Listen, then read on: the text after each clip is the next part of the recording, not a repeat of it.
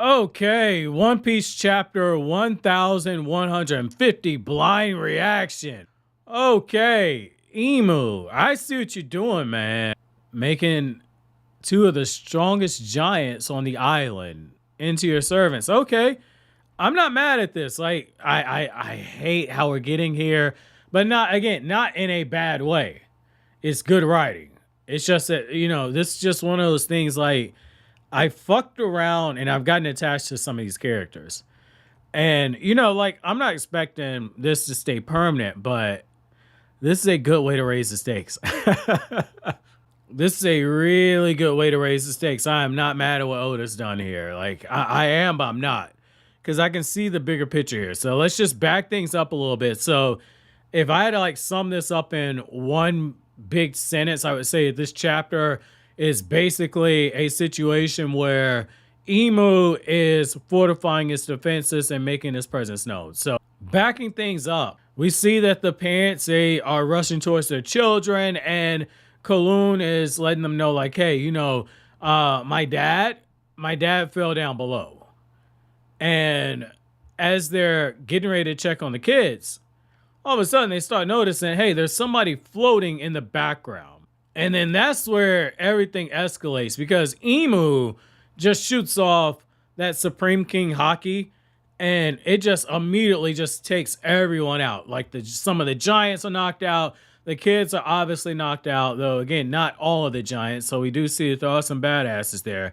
And so this leads to Emu sprouting out those big wings and a tail and a trident. And Emu begins to start asking questions like, hey, what's going on here? Is this the limit of what you're able to do? And Killingham lets them know, like, hey, like the nightmare hole that spawned everything, it's still open. So they're going to be able to manifest from every nightmare on the island, since there isn't a concept of death. So there's nothing to worry about there. And he's like, I can command them to revive at any moment. And so this is where Emu continues to take control of the situation. And it's like, hey, like, Sommers, I need you to get your ass back up.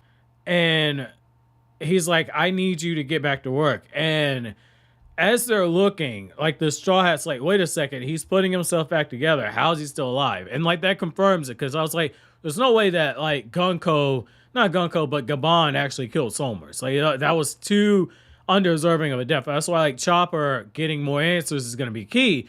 And so Jinbe continues to show more of that observation of his. He's like, man, something has changed with that woman that is floating in the air. She looks different than before.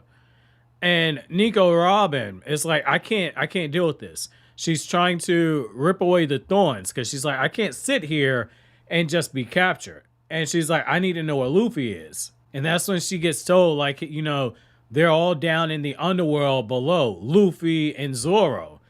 And what's interesting there is that it's a reminder that, like, Luffy and them don't know what's happening up here. And you better believe, like, when Luffy shows up, everything's going to try to go to hell. And so what I like here is that we do see more of that fighting spirit with Nico Robin. Like, this ain't the Nico Robin, and obviously it's not the Nico Robin from Water 7, but I said to say just the contrast. Like, back then, Nico Robin kind of resigned herself to her fate.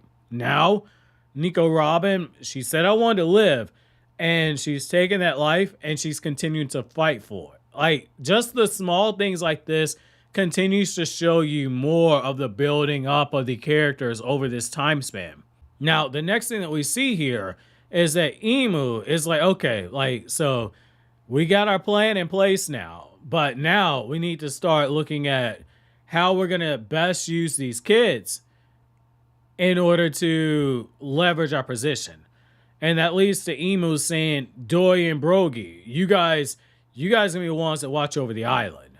And at first, when I'm looking at it, I'm going, wait a second.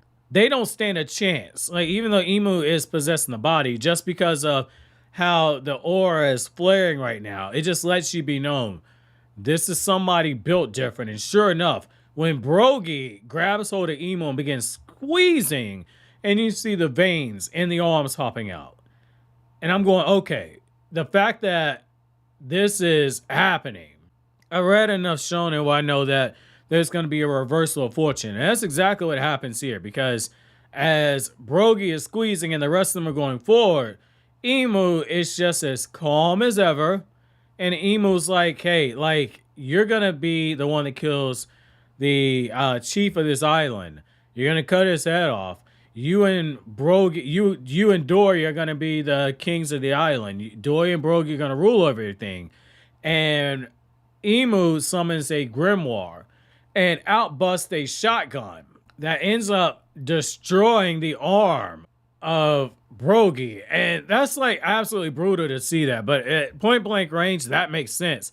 But it doesn't just stop there. After the arm falls onto the ground and everybody's freaking out, there's this transmutation circle that appears down below. And as soon as that happens, and we get to talk about how, you know, you're going to pledge your loyalty to me, you're going to get an undying body, you're going to get unrivaled strength, and then the word demons is bolded, my heart sank. Because I'm like, okay, I see where Oda's taking this. And it just kind of builds on it, because Oda has Emu say, in exchange for some of your lifespan, you're going to get extremely powerful. And within the blink of an eye, Brogy begins to start sinking into the ground. And we see Emu just watching, cold and calculated. And within a few seconds, that's where Brogy just shows back up. He's acting like a demon, has the horns, has the appearance. And it's a monstrous design in a way that Oda decided to use some extra screen tone on one of the bottom panels to highlight it. That was a chef's kiss right there, to really just show the transformation, how evil he looks, and then to take it a step further and to have Brogy attack the members of his crew, and to see the crew members saying, you know, he would never do this, only for it to follow through.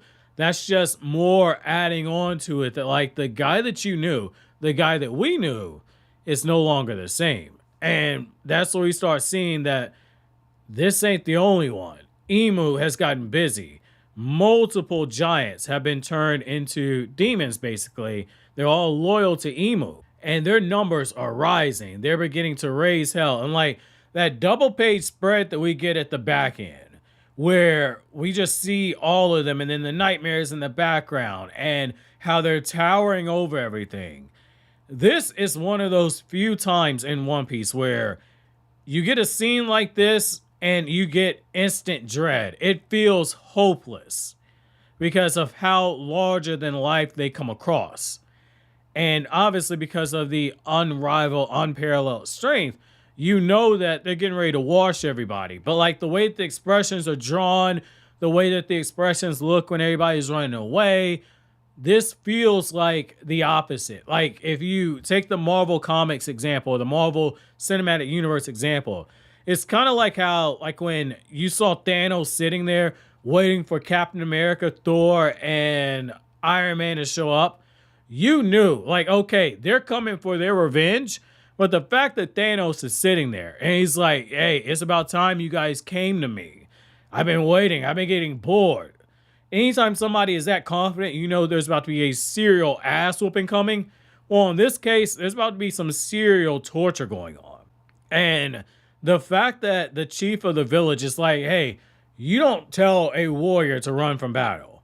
He's cooked. He is absolutely cooked. Unless Loki shows up and like Loki begins that process of redeeming himself, it ain't happening. There's no way he survives this. Does Oda go as far as actually kill the chief? That's going to be the answer. And, you know, just based on how One Piece has done stuff, like One Piece does not kill. We've had deaths, but it would be too low-hanging fruit to have the chief killed off here. But I could see him getting severely injured. But then again, I mean, this is a situation where if it happens, I'm not going to be mad. It could definitely be used to raise the stakes. But like right now, I kind of feel like the stakes are where they're at. And where Oda's at this point is you don't necessarily want to continue to escalate from here. You want to let it marinate a little bit. And then you want to turn the heat up in order to use a cooking analogy here. Sometimes it's not best to just nuke whatever it is that you're cooking. Sometimes it's best to let the meat sit into the pot and let the juices flow, and then you turn up the heat. Like, I kind of feel like this is where Oda's best bet is. Like, let it cook for a little bit, let it marinate, and then raise the stakes even higher. However, that's just my thoughts on that one. Like, this is one of those chapters. It was a clear transition chapter meant to really set something else up. So I am curious to know how you guys feel. Like, what were your initial thoughts when you saw that double page spread at the back end? Did you get that same feeling of helplessness and dread that I did? Let me know down in the comment section below. But as always, guys, if you like anything I had to say, don't forget to comment, rate, subscribe, and share. Thank you so much for watching all the way to the end. Have an awesome day, guys.